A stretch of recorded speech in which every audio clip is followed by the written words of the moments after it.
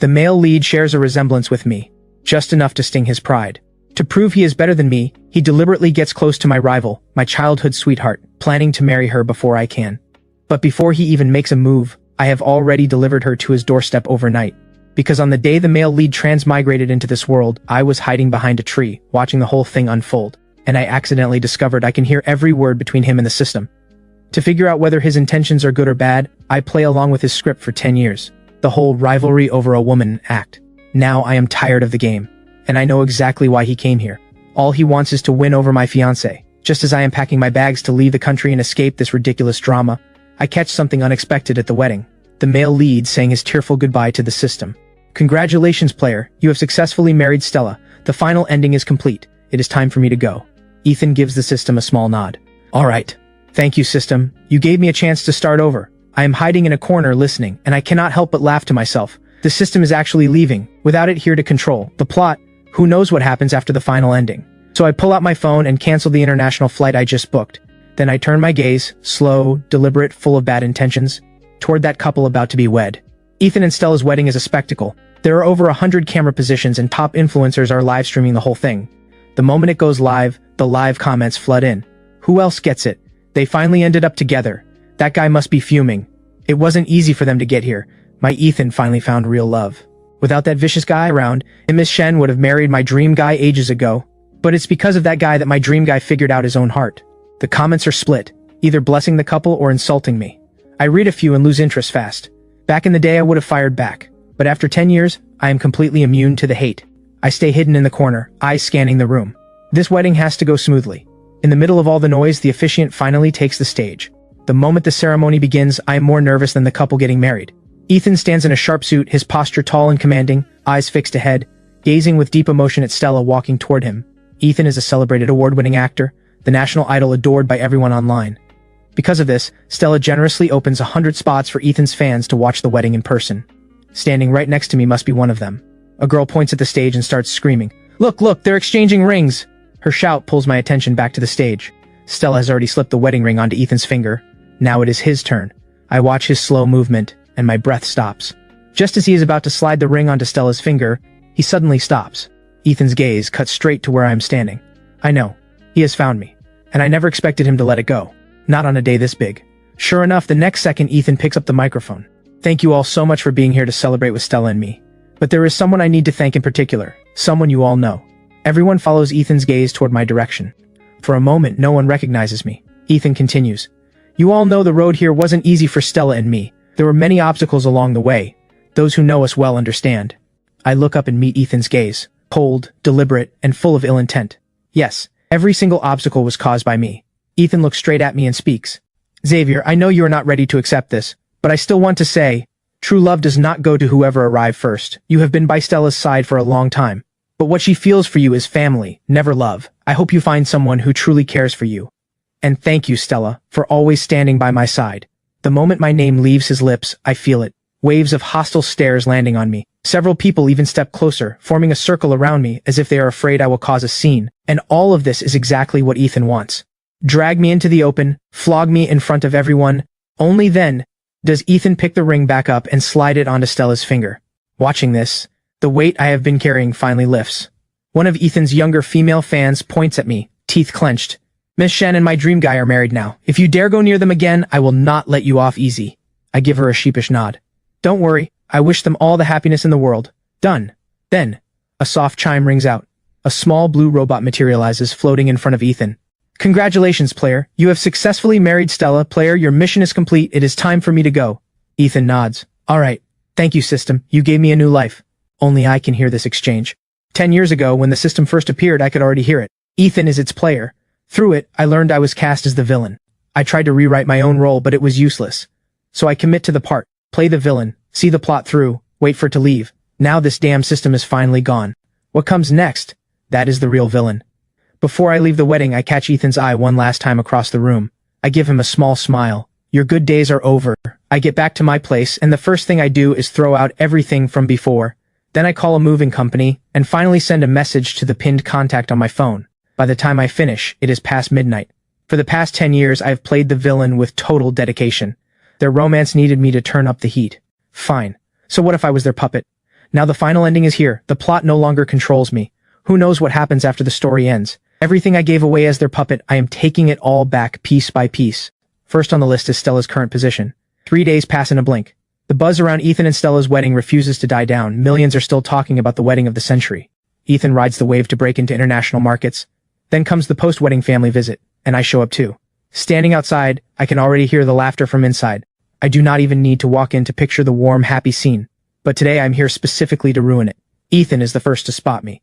"Xavier, we were just talking about you. Since you are here, might as well stay for dinner." I nod. The looks on everyone else's faces, like they have bitten into something foul, make me feel fantastic. The air itself tastes sweet. Father gives me a cold look. "Since you are back, behave yourself around Ethan. No more schemes. They are legally married now. If you go anywhere near their relationship, you are the other man." I stare at this man who is my father in biology only. Hard to believe a parent would say this to their child, but I have heard worse from him. Now that I do not care, it does not hurt. So I nod. Of course. I would never knowingly go after someone in a committed relationship. That would be beneath me. That seems to hit a nerve in Victor. His expression visibly darkens. Right then, Ms. Zhang calls out the dinner is ready, cutting through the tension just in time. But the moment I sit down, Ethan speaks up. "Mom always sits there. Since Xavier likes it so much, why don't you find another seat?" I glance at Ethan with a half smile. He smiles back, warm, gentle. Only I know how ugly that smile really is. Vivian, my stepmother, laughs it off without a care. If Xavier likes that spot, just let him have it. Stella watches me with disapproval. "Xavier, you still have no shame." At that, I slam my palm hard on the table. "This is my home. Who told you I need to watch my manners for outsiders at my own table? Eat or get out." The slam startles everyone in the room. It seems like no one expected me to push back, especially not against Stella. After all, everyone knows Stella is the woman I could never have. Back when I was rebellious, I only listened to Stella, and she loved to rub it in. So what if he's from a rich family? One word from me and he jumps. So naturally, everyone assumed I would never fight back, never refuse. But they seem to have forgotten that I used to have edges. 10 years of playing the simp could not grind them down. I just kept them hidden. Now the system is gone. I am free, and I intend to do exactly what feels right to me. No more swallowing my pride. Victor is the first to snap back to reality. He slams the table even harder. "Xavier, are you out of your mind? Say the word and I will throw you out." In the past, hearing that would have made me tear up and beg for forgiveness. Because rule number 1 of being a villain, starved for love, starved for a father's love. So the threat of being thrown out used to terrify me. Back when the plot had me on a leash, that is exactly how Victor kept me in line. But there is no plot anymore. I let out a short laugh. "Dad, you seem to have forgotten something. The name on this villa is Xavier Shen." That lands like a punch. Victor goes speechless. Vivian sees the situation going south fast and steps in. "Xavier, stop joking around. The property deed is locked in the safe. Your father's heart cannot handle jokes like this." Victor seems to pull himself together. His hand slams the table repeatedly as he shouts, "Ungrateful brat." I sigh quietly inside. A friendly heads up and nobody believes me, so I stop wasting time on them. "Ms. Zhang, serve the food." She responds cheerfully. "Right away, Master Shen." Victor frowns the moment he hears that. "Don't call him Master Shen. He's the second young master." Ms. Zhang does not listen. She is already heading to the kitchen. Her cooking is as good as always. Ethan's face has gone a little pale. Clearly, he is rattled by that title. I take a bite and look at Father. "Dad, are you planning to put Ethan on the family registry? Because Ethan is Victor and Vivian's son, 3 months older than me. If that is actually the plan, let me remind you, the Shen in Shen group belongs to Serena Shen, not to Victor. Serena was my mother. A gentlewoman. Too devoted to love for her own good. And she paid for it by falling for a social climber like Victor. The ending was never going to be good. Since no one believes this villa is in my name, I might as well give them a proper gift. The thought makes me smile. I clap my hands. Several bodyguards dressed in black come rushing in from outside. They surround Ethan and the others in one smooth motion. Before anyone can react, the bodyguards drag them all out of the villa. Victor screams curses from outside. I tune him out completely and call the butler over to arrange a cleaning crew. Every corner, top to bottom, and the flowers in the garden, all of them gone, replaced with a vegetable patch. The old Xavier could never have been the legal owner, but the Xavier who turned 18, under the alias Ash Shen could while Ethan and his crowd were living in luxury. I was quietly rebuilding, waiting for the right moment. And now that moment is here. When my phone rings again, I turn it off. As much as I want to twist the knife right now, villains who talk too much lose. The priority is bringing the leads down.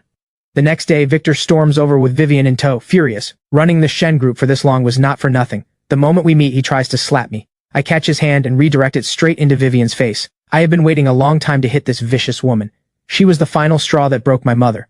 She knew my mother was bedridden and moved right in with Ethan, making herself the lady of the house, throwing a paternity test in my mother's face. My mother never got to breathe her last breath in peace. She was literally angered to death. And Vivian's parting words? I didn't know she was that sick. 3 months after my mother's death, Vivian moved into the Shen household. That was the first time I met Ethan, and the first time I heard the system. I refused to accept it quietly. I exposed my father and Vivian's affair publicly. At first came a wave of cyberbullying, but then Ethan went live sobbing about Vivian and my father's relationship, claiming they were childhood sweethearts, that a wealthy girl had set her sights on Victor, and Vivian was forced to give him up because of the power imbalance. Separated for over a decade, and then, after my mother died, she was the one who got blamed, all to earn sympathy for the people who destroyed her. That was when Ethan first stepped into the public eye, going from the nation's favorite son to a national idol. Vivian is stunned. Before Victor can try again, I land 2 more slaps on Vivian's face, quick as a reflex, then turn to my father with a look of pure confusion.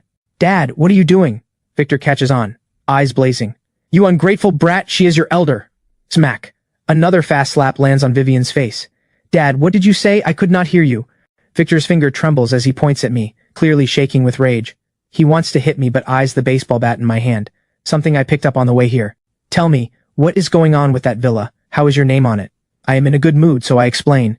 The villa was originally registered under my mother's name. When she passed, she left all her assets to me. I just had to wait until I came of age to inherit. Victor had been eyeing it for a long time. Before I was even an adult, he pressured me to transfer the assets into his name, calling it safekeeping. So I went along with it, with a lawyer's help. Fortunately, my mother, as hopelessly romantic as she was, never put her own child in harm's way. The name on the property deed is Ash Shen, a loophole I built specifically to work around the system. Once the system left, I just needed to update the name, and everything would be mine again. Victor and Vivian stand there in a daze. Seeing their devastated faces puts me in such a great mood that I cannot help adding a little more. Dad, you could not even get social climbing right. How do you have the nerve to move your mistress into the house? Watching their faces go dark is deeply satisfying. I am done wasting time on them. I close the door and go back to sleep. That afternoon at 2:30, I reach out to over a dozen major influencers and anonymously send them Ethan's dirt. The internet is truly a double-edged sword. Ethan used it to destroy my reputation. Now that sword points at him. But before his scandal even catches fire, I am already trending. The villain is stirring up trouble again. Looking at that headline, I genuinely want to compliment whoever wrote it. Perfectly on brand. The content is nothing new, just that I disrespected my elders, hit my stepmother, and kicked my own father out of the house. Ethan is a national idol, and Vivian rides his coattails, becoming the nation's favorite stepmom. On top of that, Ethan and Vivian occasionally appear on variety shows together, earning an online reputation as the most enviable mother-son duo. People constantly praise how close they are, despite sharing no blood. So Vivian has become something of a public figure herself. This whole thing should never have made it online, but today, coincidence works in my favor. When Vivian calls Ethan crying, he happens to be live. The whole thing spills out on camera. Perfect. I was only afraid he would not air it. At 2:30 in the morning, several trending topics bury my own scandal and shoot to the top. Exposing Ethan Gu. The national idol is not who you think. National idol caught bullying. The things Ethan Gu does not want you to know. Ethan Gu pointing fingers while hiding his own dirt. 5 trending topics, all Ethan. All posted in the middle of the night when most people are already asleep. By the time anyone notices, the screenshots are already everywhere. Taking them down is too late. So the next day, Ethan sees the trending topics and is completely lost. He knows his secrets are under his control. Every witness dealt with. He cannot figure out how this leaked. I am in front of my screen laughing out loud. Of course it leaked. Because I spent years quietly collecting every single one of those secrets, saving them for exactly this day. The trending topics get pulled down fast. Paid trolls flood in to deny everything. I know this alone is not enough. But once these stories exist, they plant seeds in people's minds. They say they believe in their idol. But Ethan's follower count drops by 3 million overnight. Just a drop in the bucket, but it is enough. Ethan and Stella are one unit now. So his company takes a hit too. The stock drops hard overnight. Stella is thrown into chaos. She was furious, but Ethan soothes her down. There are too many eyes on them now. Plenty of people do not want them to thrive. Once the plot ends, I can feel the weight that had been pressing down on me, just gone. Everything I do flows effortlessly now. A protagonist without their halo is just an ordinary person. The day Ethan's film crew wraps, I make sure to show up at their wrap dinner. He spots me and looks surprised. Xavier, what are you doing here? I smirk inwardly, hold his gaze with open defiance, then walk away without looking back. I know he will follow. Sure enough, the moment I round the corner, Ethan calls out, Xavier, that was you online, wasn't it? The hostility rolls off him in waves, completely unmasked. I do not bother denying it. Ethan scoffs. Pointless. Save yourself the effort. You cannot beat me. 10 years ago you could not. Nothing has changed. And right now you have nothing. What exactly are you fighting with? Ethan's best trick is playing two faces. In private, this is his real face. I look at him coldly. Your fans should see you like this. Disgusting. And how do you know I have nothing? Is it just because that system told you so? The words land. I watch the shock register in his eyes. Before he can speak, I keep going. What made you think an unknown entity could take me down? Because you are the male lead? A male lead who needs someone else to fight his battles is not much of a lead. Enjoy your last good days. Do not be naive. Ethan seems genuinely shaken. For the next few days he stays completely out of my way. No more daily posts about life with Stella either. During his quiet period, I head over to Stella's company. Before I can even reach the elevator, she steps off one and blocks my path. Someone must have tipped her off. After all, I have been a permanent fixture in online drama, the villain everyone loves to hate. And I used to show up here all the time just to be near Stella. She takes one look at me and her expression sours. Xavier, why are you here? I am a married woman, have some respect. I let out a short laugh. Deputy Director Shen, no need for that tone. We're going to make great colleagues. As the company's largest shareholder, coming to work seems perfectly reasonable, don't you think? That same day, I walk in under the name Ash Shen. The whole office is stunned. I settle into what used to be Stella's office, take a long, satisfying breath, and call the assistant to have all of Stella's things removed. Stella seethes. Xavier, don't push it. I turn and sweep her ceramic mug off the desk. It shatters across the floor. Ms. Shen. Oh wait, Deputy Director Shen. Looking forward to working with you. And going forward, the name is Ash Shen. Stella bites down hard, but there is nothing she can do. She storms out. In the best mood I have been in for years, I order afternoon tea for the entire staff, give everyone 2 days off, and then call a shareholder meeting. On the day of the meeting, Stella walks in looking sharp and composed. No trace of her earlier collapse. She brings Victor, Vivian, and Ethan with her. I am seated at the head of the table. The moment I see them, I call security over and have the non-members escorted out. Ethan breaks free from 2 guards and shouts at me. Xavier, why are you throwing us out? Father agreed to this. I stay completely calm. A shareholder meeting is not open to just anyone. Award-winning actor Ethan, this is not a film set. The fact that I did not have security throw you out is already more than generous. The meeting begins. Just as expected, no one backs me. Everyone insists Stella is the right fit and I should hand the position back. I let my gaze move slowly across the loudest voices in the room. Mr. Shen, the right person should be in the right place, and I don't think that place is here for you. Stella steps in right on cue, playing the reasonable one. Xavier, if you want to work, just say so. I can find you a position tomorrow. What you're doing right now, I don't personally mind, but you are disrupting the livelihoods of everyone in this company. Not everyone has your financial security. I nod agreeably. Exactly. We cannot let personal matters get in the way of people's paychecks. Which is exactly why you, Stella, should not be here either. I turn to another board member who has been pushing back. Mr. Huang, I have one thing to say to you. Never covet what is not yours, no matter how suited you think you are for it. If it is not yours, it is not yours. And I want everyone here to know, the Shen and Shen group belongs to Serena Shen, not to Victor, and certainly not to Stella. Someone my mother casually sponsored out of the goodness of her heart has no business eyeing what belongs to the host. Stella was just one of many people my mother helped on a whim. Her capabilities are undeniable, but someone who bites the hand that fed her has no place in Shen group. 10 years ago, if the system had never appeared, I would not have even noticed Stella at all. When it comes to unpredictable variables, the safest place to keep them is right in front of you. Call it 10 years of being a simp, I call it 10 years of surveillance. The meeting ends.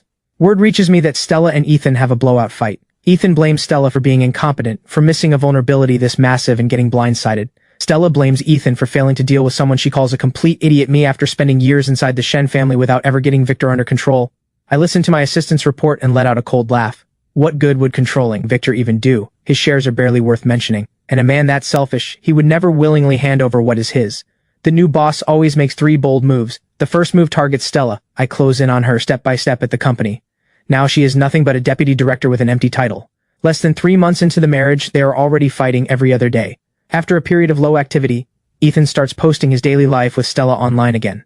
Doing the math, right, Luna is coming back. Luna is my biological sister. Because of this, Ethan even calls to give me a heads up. Xavier, Luna is coming back. Make sure you treat her right this time. Don't be like before. I laugh. I tell him not to worry. I will absolutely put in a good word for him with Luna. Make sure she knows what a caring brother Ethan has been. I hang up, face completely blank, and sink into the couch, drifting into memory. Back when the plot still had control over me, the one and only thing I managed to do outside of the script, against everyone's wishes, was send Luna out of the country. The plot's reach only extended within the country. Abroad, it had no power. As long as she was out, she effectively ceased to exist within the plot. It was a loophole. But it also shattered our relationship. It gave Ethan the opening he needed, and he played the caring brother better than I ever did. The price of breaking from the script was real. My body was no longer my own. 7 days as an NPC. But if it meant getting Luna out of the plot, it was worth it. That was also when the word villain first became attached to my name, and never left. Luna comes back. Stella straightens up too, returning to the office. Not for any other reason, only because Luna is the company's largest shareholder, and the two of them have stayed in contact all these years. The day Luna returns, Victor and the others all come back to the villa. Of course I go too. Compared to when she had just turned 18, Luna is taller, leaner, more mature. But her tongue is just as sharp. You got darker and fatter. That is the first thing she says to me. No emotion, no joy at the reunion, just straight to sparring. I respond with a blank face. I have put on a bit lately, but it is honestly not noticeable. Fine, I will work on it. Ethan grabs Luna's hand, voice thick with emotion. Luna, you are finally back. We have all missed you so much. Every day worrying whether you were eating enough, staying warm. And please do not blame Xavier. He did it for you. Luna's expression goes cold. She shoots me a resentful glare. I spread my hands helplessly. Kids hold grudges. Seeing this, Ethan pushes even harder, talking non-stop, until Luna snaps with a loud, "Shut up!" The living room goes quiet immediately. Victor looks displeased. Luna, that is your older brother. Watch your tone. Ethan is Victor and Vivian's son. I used to think Vivian just did not like children. Later I learned she, specifically, did not like the child my mother gave birth to. Luna keeps the same attitude as always. You shut up too. I'm clear-headed enough to know how many brothers my mother gave me. She says it while shooting me another glare. Victor dares to shout at me but would never cross Luna. She once put Vivian in the hospital for half a month with a single brick. Luna does not care who you are. If she does not like you, she will hit you. She has no concept of holding back. Vivian knows this better than anyone. When Vivian first moved in, Luna made her life so miserable she nearly had a breakdown. After that, no one dared to cross Luna. And yet this same person, had the plot run its course, her ending was always meant to be a bad one. Ethan and his group assumed Luna's return would have her and me going at each other's throats, giving them the perfect chance to sit back and profit. After all, the state of our relationship back then was plain for everyone to see. But instead, what they got was Luna and me running a flawless good cop, bad cop routine, flushing out every mole inside the company. That includes Stella and Ethan's plants, and Victor and Vivian's people. When I first got word of this, I was not sure what to believe. How entertaining. Two couples, each suspicious of the other, each reaching for something that was never theirs. The day the system left, I sent Luna a message telling her she could come home. That fight we had, it happened because she did not want to leave me alone here. We could not agree. I made the call and forced her to go, which conveniently gave everyone else the impression our relationship was broken beyond repair. The Luna who seems cold and untouchable to the outside world is now throwing a full-on tantrum at me. I am never leaving again. You are the worst. I laugh softly and ruffle her hair. No more leaving. Never again. The system is not coming back. 2.5 weeks later, Ethan is trending again. Getting to where he has made far more enemies than I ever did. I was just a villain. I never actually threatened anyone's interests. But Ethan, he wore the face of a sheep while doing the work of a wolf. Without the system, the truth was always going to come out. Looking back now, what the system said at the end sounds less like a farewell and more like a warning. Only Ethan took it as a blessing. Because what happens beyond the final ending, the system cannot control. Ethan comes bursting into my home while I am eating breakfast. Xavier, it is you again. Get those posts taken down, you hear me? I will sue you for defamation. Do not test me. The male lead standing before me is no longer a gentle idol. Just a man who has completely lost it. I wipe my mouth with a napkin. I did not do it. How would I take it down? And if I were behind it, do you really think this is all I would do? If not you, then who? You hate me most. I pull out a thick folder from inside and hand it to Ethan. Isn't your hatred of me well deserved? Since you are already convinced it was me, I happen to have something I would love to share with you. The source is right here. Ask him yourself whether it is real. Ethan takes the folder. He starts flipping through casually, then faster and faster, until he hurls the whole thing onto the floor. Where did you get this? How do you have these? I had the system destroy all of this. Why do you still have it? I ignore his spiral. I pick up the papers and start reading aloud, pausing every now and then to ask if it is true. The nation's idol did this? Is this a failure of character or human nature? The emotional manipulation files are all here. I never would have guessed, Ethan. You are quite something physically. Does Stella know? Ethan snatches the papers out of my hands like a man possessed. Shut up. All of this is fake. I shrug. Go ahead and tear it up. I have plenty more. When force does not work, Ethan drops straight to his knees. Xavier, please, do not release any of this. It will destroy me. I was wrong. Please just let me go. I will stop fighting you. This could ruin lives. People have died over things like this. I lean down and look at him on the floor. I told you before, what is mine will always be mine. You will never take it. As for forgiveness, that is not happening. Do you remember how my mother begged you all? Do you remember what you did? You people drove her to her death, and what you put me through for 10 years? Do you want me to list every single thing? My dear brother, and I use that word loosely, you really had everyone fooled. Got a little too into playing devoted son to your mother's replacement, didn't you? Or did you forget whose son you actually are? Ethan, I will say it plainly. You are not smart. Without the system you would never have made it this far. Ethan wipes his tears, glaring at me with pure venom. This is not over. We will see who laughs last. I point at my phone. The thing is, Ethan, I am live. That hits him like a wall. He stares at my phone in disbelief. Then one anguished cry, and he is gone from the room. This time his world has truly collapsed. The National Idol image he spent years building crumbles overnight. The famous mother-son act with Vivian. The bigger the flame it once burned with, the harder they burn now. And because of this, Victor's good man image is gone too. Every bit of attention he earned by stepping on my mother's memory comes flooding back as backlash. Shen Group stock falls, and keeps falling. The official accounts are flooded with fury. Victor had positioned himself as the victim back then, the forgiving husband who never retaliated, which made him look noble. Finance magazines still run his face on their covers. But when every lie unravels, the backlash hits 1,000 times harder. What goes around, comes around. As Victor dumps his shares in a panic, we buy them up at rock-bottom prices. Every last bit. Nothing stays in the hands of outsiders. Luna asks me what comes next. I hand the company over to her without hesitation. They were right about one thing. I am genuinely not cut out for office life. I am better suited to lying around and counting money. What comes next? I want to live for myself, for once. Nobody knows. But I have been quietly carrying feelings for someone for a long, long time. Locked away, untouchable. That person is who I truly want, the one I somehow let slip away. I do not know if there is still a way back, but if there is not, I will just have to be relentless about it.